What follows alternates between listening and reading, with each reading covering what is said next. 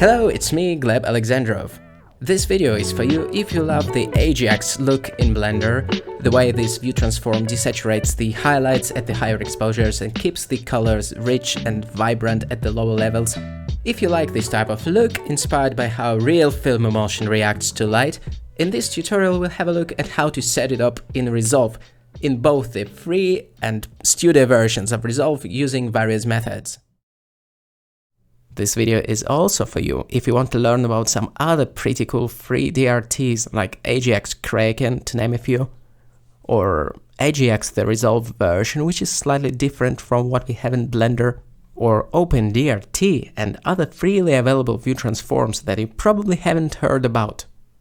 And if so, chances are you're missing out big time. That being said, let's focus on setting up Ajax first though. A quick reminder, this Blender to Resolve project is freemium, or based on your donations. So if you want to unlock the power of the professional color grading workflow, download the full course on Creative Shrimp Gumroad.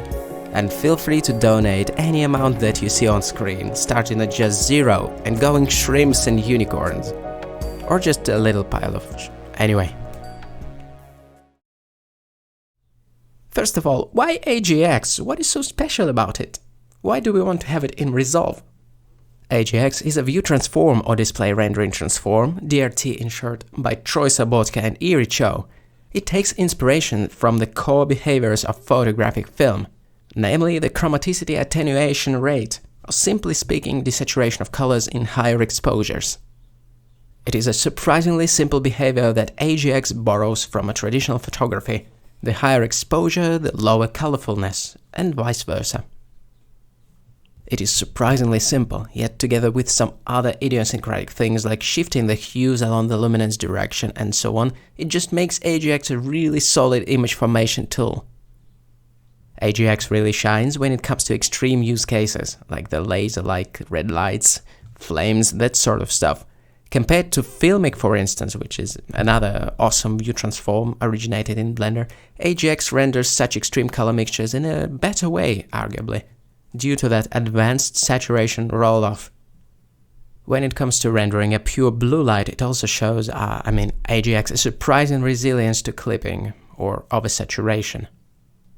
Generally speaking, it's a solid view transform that is a good basis for picture formation, especially if your style leans towards photorealism, where the filmic attenuation of the brighter tones makes sense from the artistic perspective. Okay, the first way to set up Ajax in Resolve is OCIO, or Open Color Input Output. Here I have a source EXR clip rendered in Blender, or actually it's just one frame, never mind, it could have been a sequence.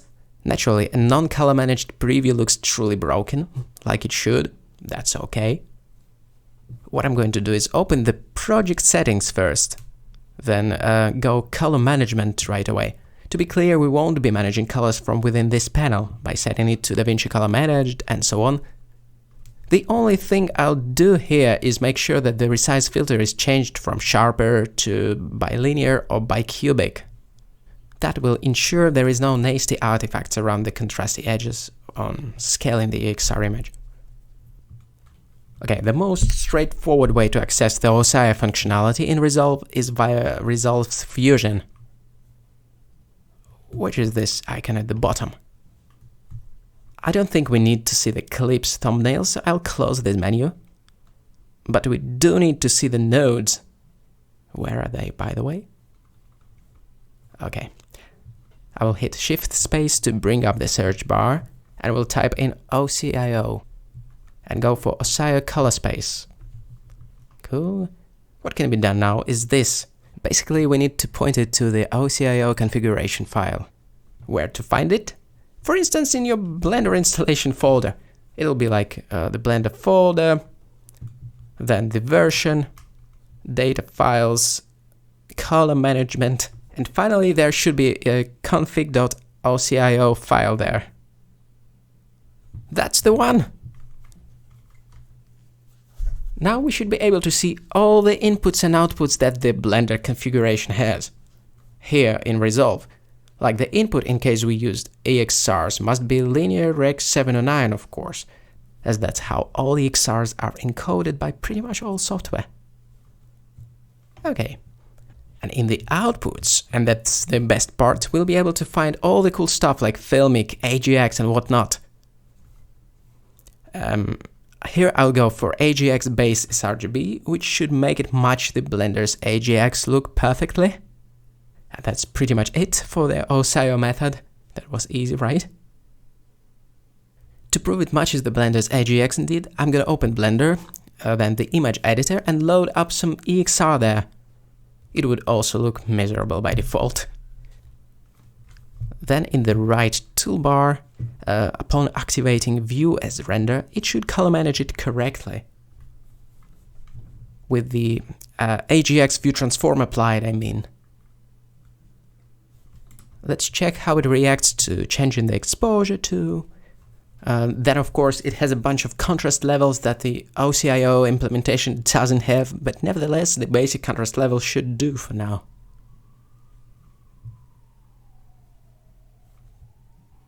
Most importantly though, the AGX look should line up perfectly across this software, across Blender and Resolve. The color management police in the background again. When it comes to Fusion and OSIO in Resolve though, unfortunately, when using Fusion we are more or less constrained in terms of what color grading tools we can use. Of course we can still adjust the exposure with, let's say, the color gain node by locking RGB values and simply adjusting the gain. That will match the way the exposure slider works in Blender, pretty much. Indeed, we can see how colors get withered out at the higher tonality and get more vivid at the lower end. That's how it should be. Unfortunately, using Fusion, you are pretty much locked out of all the color adjustments of the main color tab of Resolve. And that's of course a bummer, a deal breaker even. Of course, there are some simple color grading tools in Fusion, like this color corrector. But nothing really resembling the industry standard colorists toolset found in the color tab. So we will take a look at what else we can do so that we can get access to all the good colorist stuff in Resolve. The more robust method of implementing AGX View Transform in Resolve is via using DCTL plugins, which are only available in the paid version or the studio version. There will be more free methods later on in this video though. There are the good alternatives to using DCTL, so feel free to skip to that part if you have a free version. Alright, to use DCTLs, we need to dive in the Color tab once again. Not Fusion, but this Color window over there. To use DCTLs, we need to find the DCTL effects in the Effects tab. Over there. Naturally, we should have this Effects tab open. So we need to drag and drop it onto a corrector node, which is there by default. Then we'll see this drop-down menu, which will be empty by default. That said, I have already installed some stuff in there, so mine isn't empty. To install DCTLs, what we can do is, for example, download the AGX for Resolve by Jed Smith, Juan Pablo Zambrano, and Troy Sobotka, that DCTL. You can find it on GitHub, it's free. What we need to grab is these two files, the DCTL and the other one. We can do it by pressing code, then download zip. And then it's a matter of locating the DCTL folder by opening up the loot tab here, then right-click on any folder to open file location. Then we can create a folder there called AGX or something and put these files in there. I've already done that. Upon doing that, we should be able to see the newly added camera AGX DCTL in the list of the available DCTLs. Don't worry if the preview looks wrong on selecting it. We will fix it in a moment. So if the preview looks wrong, it's because this DCTL expects certain inputs, ARRI wide gamut and ARRI log C for the primaries and the gamma. We just need to give it these inputs by adding one more corrector node from the right-click menu, then making use of the color space transform node, or effect rather. Let me rename it first. CST for the color space transform, log, because we are converting to logarithmic. So we need to give it Rec 709 and linear for the inputs, and then prepare, what was it? Yeah, RE White Gamut 3 for the primaries, which is just another way of saying color space, and RE Log C3 for the gamma. Then the tone mapping should be turned off completely for it to work properly. Otherwise the colors will get skewed. No OTF checkboxes are needed as well. Then we should basically have a solid AGX look ready, which won't match the Blender's AGX perfectly. It's a slightly different thing, let's put it like that. It will have the slightly lifted shadows compared to Blender's AGX and some other minor differences, but it's pretty close, and it's good by itself. That's how AGX looks in Blender, by the way, if you want to see quick comparison. And that's how it reacts to changing the exposure. As you can see, yeah, it's slightly different as for the contrast levels, maybe the hues as well, but that isn't something to worry about too much. It isn't like it should match Blender perfectly, but if you want to have a closer match with what we have in Blender, the default Blender's AGX, I mean, the way we can do that is by interjecting a corrector node in between these two, and then making a few adjustments to the contrast levels. That'll be our grade or adjustment. Then we can crunch the lift slider to lower that floor to make the shadowy areas slightly darker, and increase the gamma ever so slightly, and maybe reduce the gain a touch. The difference is mostly in the toe, in the lift, and as soon as we push down the shadows and expand the mid-tones, it pretty much lines up visually with the Blender's AGX contrast levels, at least for the most part. Again, not that it's something that you must do, but I guess it's still good to know how to make this particular DCTL match the Blender's look in a closer way when needed. That isn't necessary though. I think it's best to treat it as a good separate rendering transform or view transform. Okay, I'll disable that extra grade by simply clicking the node. Alright. Another setting that could influence the look of this DCTL is the working log encoding. That changes the overall contrast and also affects how much lift there is in the shadows. DaVinci Intermediate pushes it somewhat closer to the Blender's AGX look, in my opinion. Okay, then in this kind of a setup, the exposure adjustment needs to come first in the chain before the log conversion. Like that. Exposure.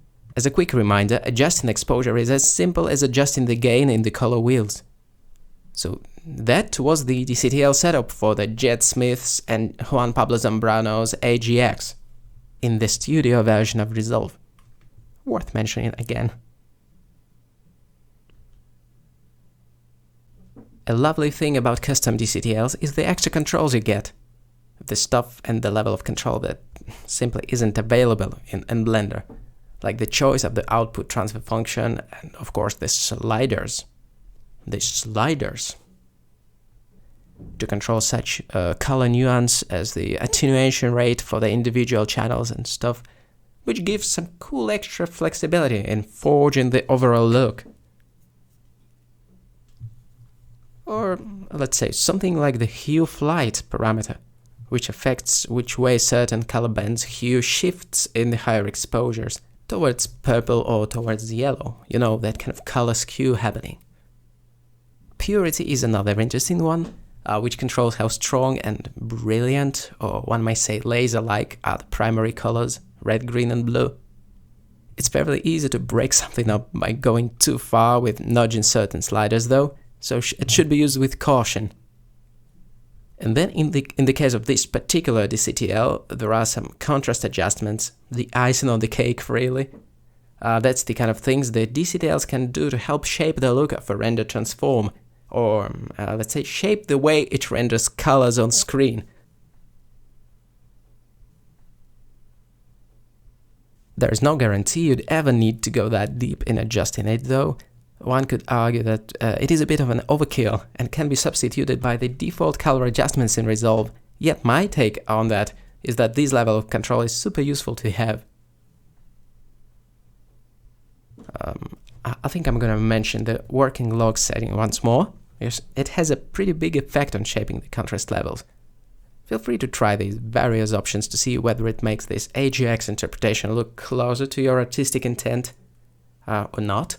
Like Canon log creating this kind of a vintage fade in the lower end compared to something like DaVinci Intermediate, which looks arguably cleaner and more modern, I guess. So that's the flavoring you can bring to AGX with the help of this DCTL and its extra controls.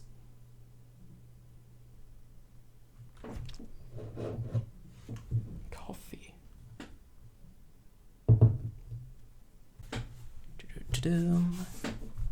There are some other cool DCTLs which can do AGX view transform, not limited to, but for instance like AGX by Juan Pablo Zambrano, JP AGX DRT.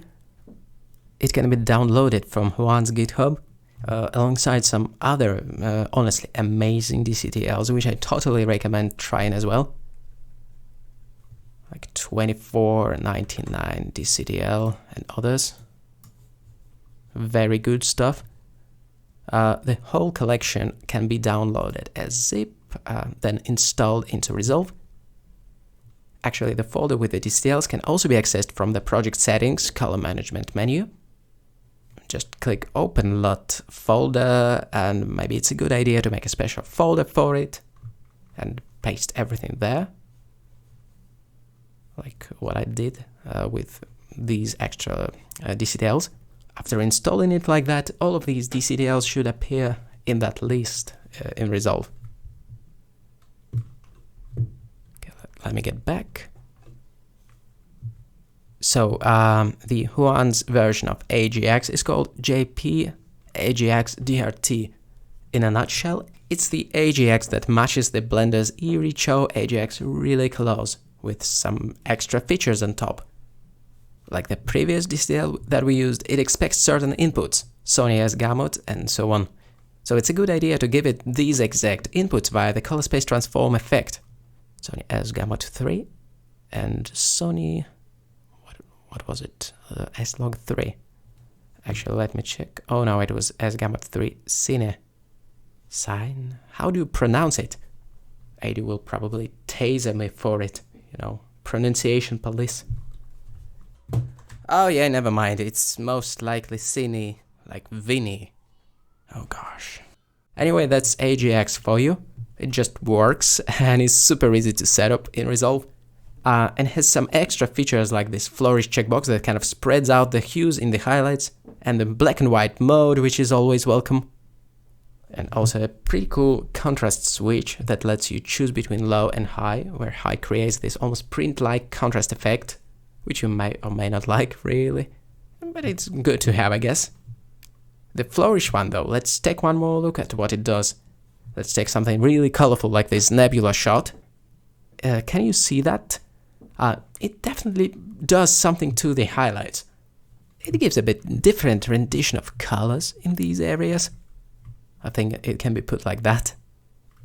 Actually, maybe it can be seen clearly in the higher contrast mode, so why don't we try it out?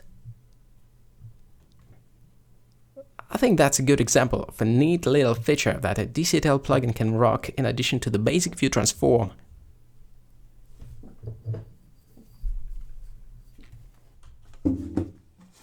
Flourish and no flourish.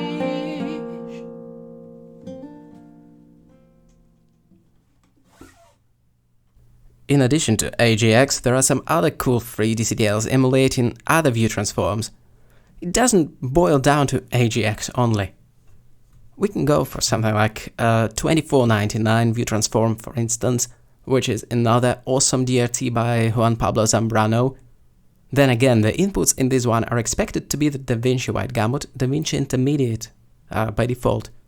So the same pair should be set in the CST node, or rather effect.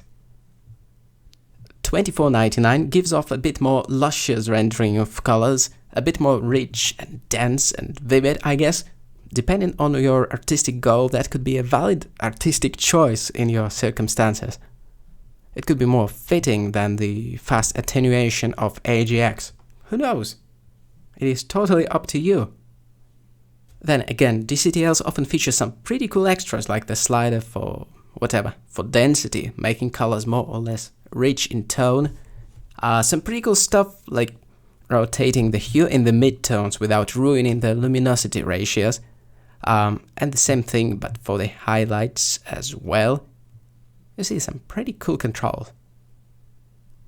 And finally, the purity control similar to that first AGX DCTL we've taken a look at. Maybe slightly less destructive.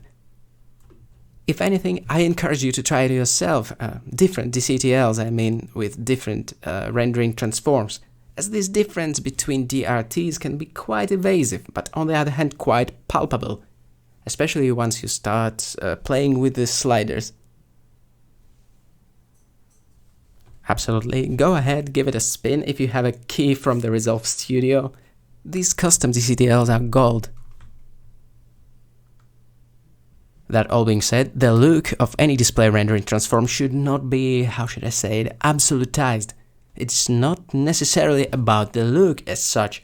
The purpose of a DRT is to provide a solid basis for picture formation, not necessarily to offer a particular creative flavor or look.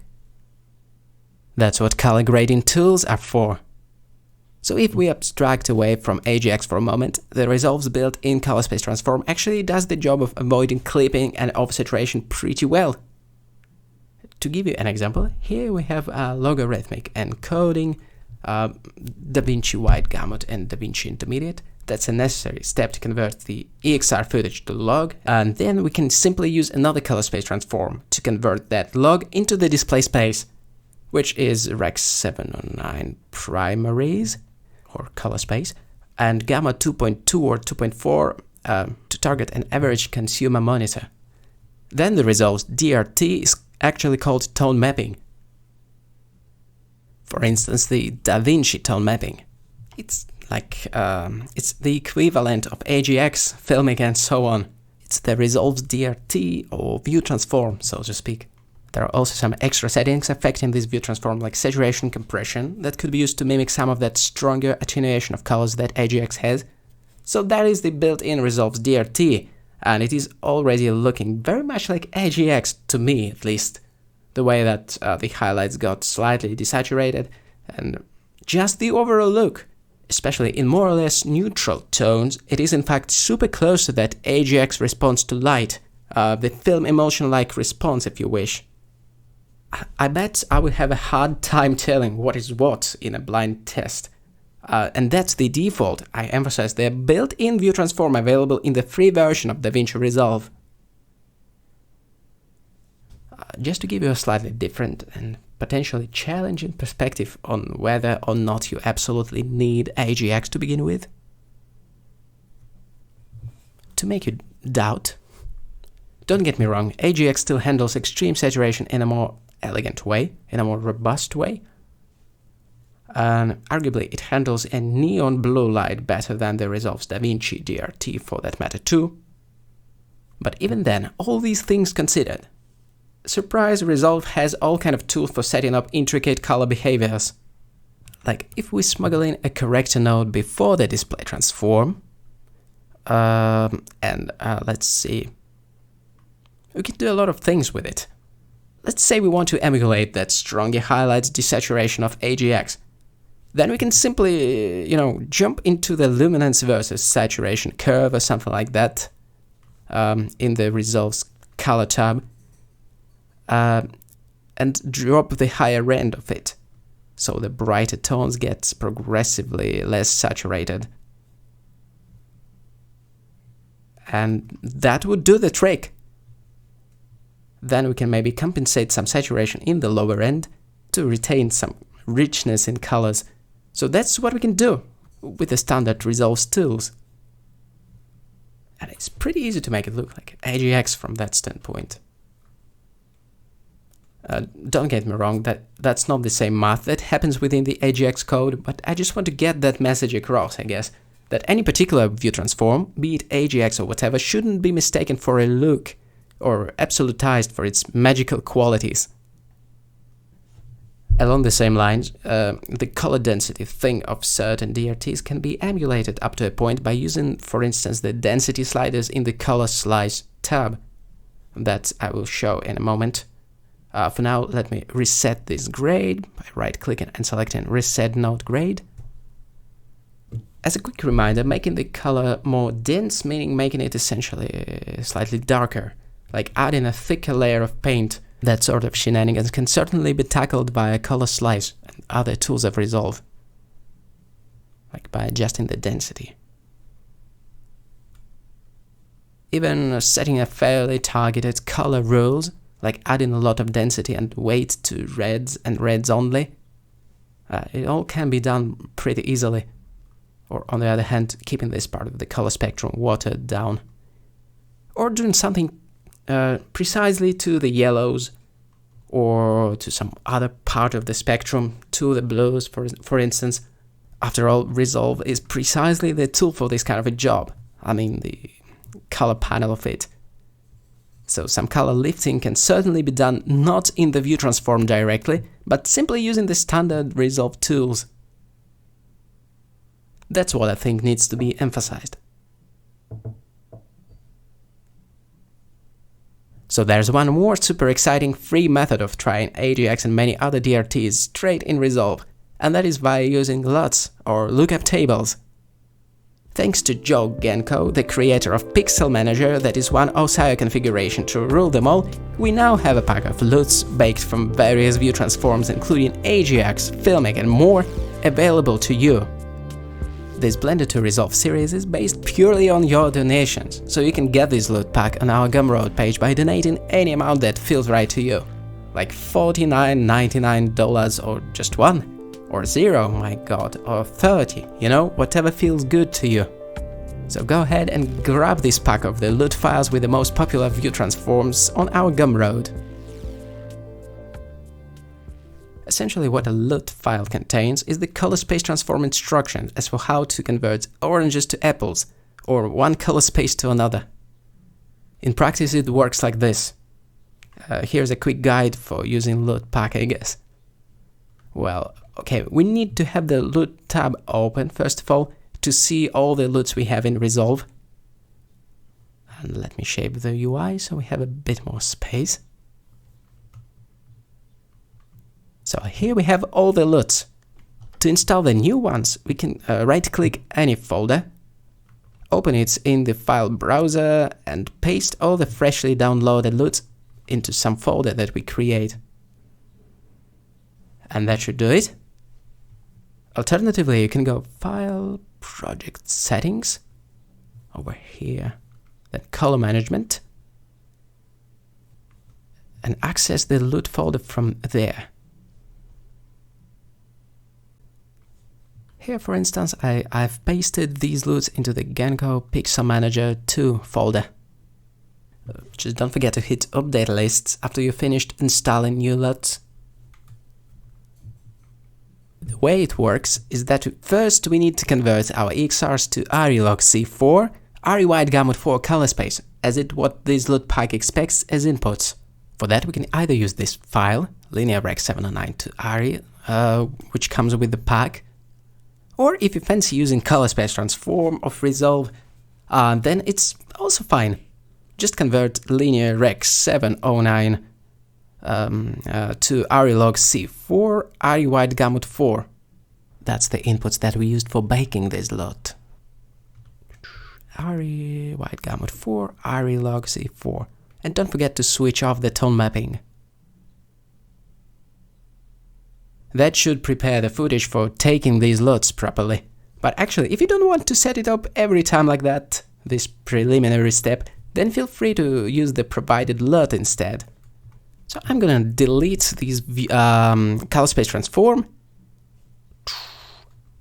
and apply this provided LUT instead. Swoosh. And it should convert it to log, to ARRI-Log. Nice. Next, I'll just add the second corrector node, plug it in, and this one will be the actual display rendering transform or view transform.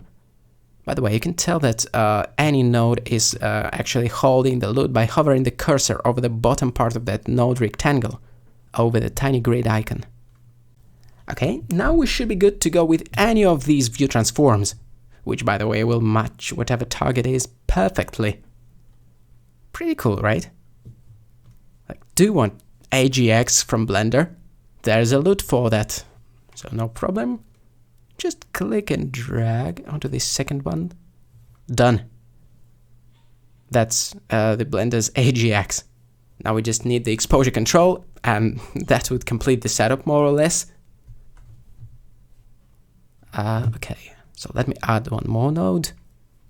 Plug it before everything else. And this will be our exposure.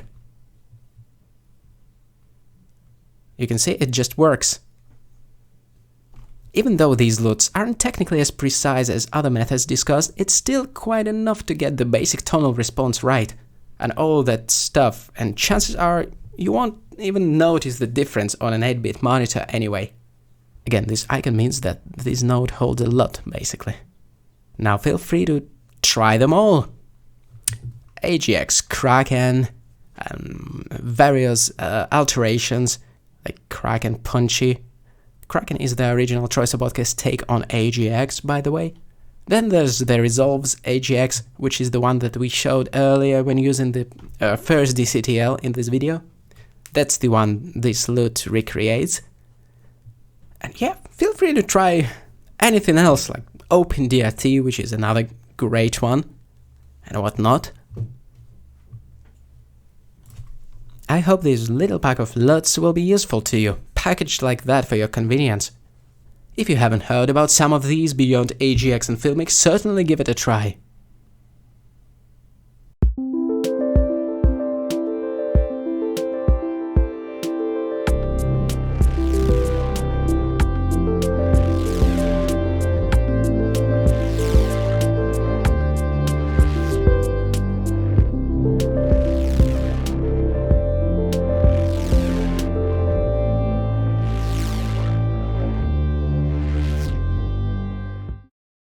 The sponsor of the LUT pack bundled with this Blender to Resolve series is Joe Genko, creator of Pixel Manager OCIO config. Just by replacing one simple file in Blender's color management folder, you can unlock the potential of OpenColor.io, which comes bundled with Blender already.